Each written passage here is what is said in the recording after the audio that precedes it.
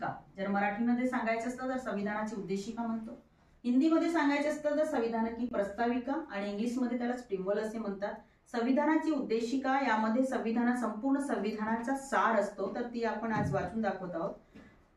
आम्ही भारताचे लोक भारताचे एक सार्वभौम समाजवादी धर्मनिरपेक्ष लोकशाही गणराज्य घडवण्याच्या व त्याच्या सर्व नागरिकांस सामाजिक आर्थिक व राजनैतिक न्याय विचार अभिव्यक्ती विश्वास श्रद्धा व उपासना यांचे स्वातंत्र्य दर्जाची व संधीची समानता निश्चितपणे प्राप्त करून देण्याचा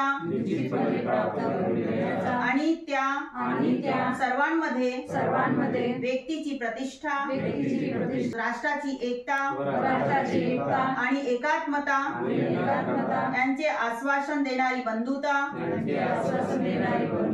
प्रवर्धित करण्याचा संकल्पपूर्वक निर्धार करून आमच्या संविधान सभेत आज दिनांक 26 नोव्हेंबर 1949 रोजी